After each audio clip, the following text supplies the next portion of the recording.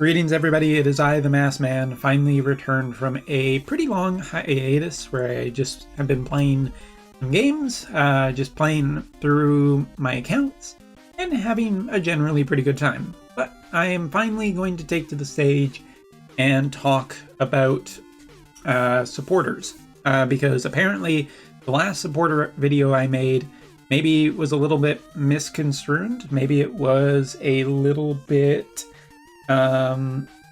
not so good. So let me just talk really quickly about how I view supporters and how I view the game right now. Supporters, from what we've seen, are pretty expensive investments for mid-tier and low-tier players. Now, if you get a UR supporter off of a banner for super cheap, awesome, cool, I'm super happy for you. My experience, though, has been just a ton of off banners, and I've seen a lot of other people get a high number of off banners on them. And now we have the new Zeta Gundam banner, and at this point, you know, the Eternal, the Strike Freedom, and the Justice are just gone. I checked today to the regular banner, and it doesn't seem like the Justice has made its way over, neither has the Eternal. I knew that the Strike Freedom was not, because it was a limited time unit. But the Justice, according to my research, which maybe isn't enough, but is not a limited time unit. So here we are again. We have a brand new banner, and it is another 300 exchange points, which is 90,000 diamonds. And for whales, whales are going to whale. Whales are a completely required part of any gacha game, because they keep the game afloat. There has to be money for these games to keep going, and judging by some of the sales have gone up sort of thing that this game has been posting in there, of hitting #1 in terms of sales on storefronts. Cool, that's great, it's working kind of thing. So for them who want to just wail out and get this stuff, oh, fine, that's what they're gonna do sort of thing. 90,000 gems is pretty expensive. If we actually look at the cost, roughly of that, like not even of special packs, because special packs, there. Again, 90,000 gems, well, times that bottom pack by a good portion. And that's just because in this game, at least for now, there really isn't that good in the way of diamond farms. Like after you've completed all of the stories in the main stages, and, even if you've popped out a fair amount from Eternal Road, and maybe even some events, now that, Seed Astray is finished, and we have the Fierce Gundam Assault, again, where we've seen already the Red Gundam coming back, which is cool. That means people are able to farm it again who maybe missed it the first time, and I think that's excellent. There isn't that much in the way of diamond farm. So for mid-tier and low-tier players, I don't think that supporters are really worth chasing down just because of the high 90 diamond cost.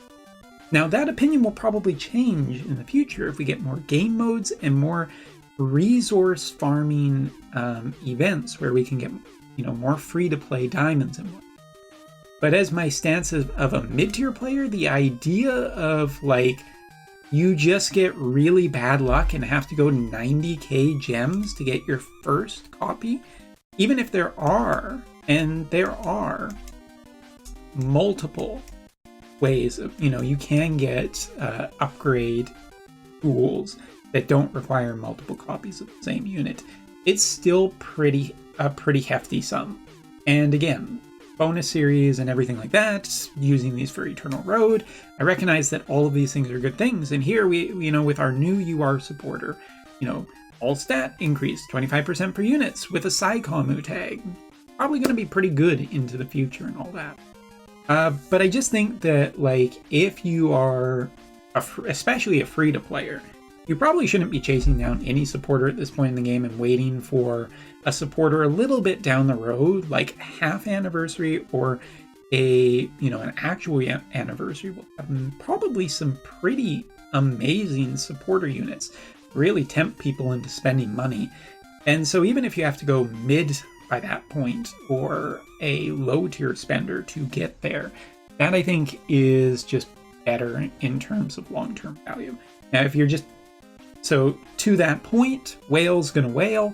I think that's perfectly normal for games like this, but for mid-tier players especially, and low-tier or mid spenders, low spenders, people are just enjoying the game and are not super rushing down all the content in the game or anything like that.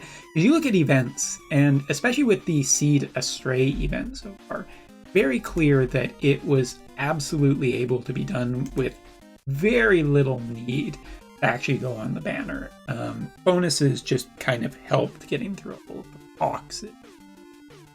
I think that that will be kind of the way it is going to go, and we have really no gauge on power creep yet. The only reason that I particularly went on the Seed banner was because I figured that Seed would be good for Seed Destiny coming up, and here we have the Zeta Gundam, which once again is probably going to be really nice into Z and Double Z content whenever all of that stuff shows up. So besides just being your favorite, characters that you like or anything like that, I guess the thing that I want to say to try and absolve myself of my sins is I apologize if I made it sound like supporters aren't great or not advantageous or not worth it. But I think with the generally high cost and some of the banner rates being miserable experiences, at least on the first one, and just not a great way of most players at least getting some more diamonds at a generally good pace to kind of cut down on the cost a little bit. It just seems too high to me to really be, as if I am going to be a content creator for this game, I don't think that I should be saying, oh yeah, you should be chasing that supporter right now, because I just don't think it's a big enough increment at this point.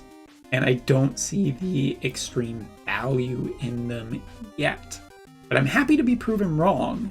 If down the road it just turns out to be a mistake, well then I will make an apology video where I demask myself and say, you know what, I was wrong. But for now, I'm going to stick with that. I think that this is not worth it. There you go. Thanks for watching. See you later.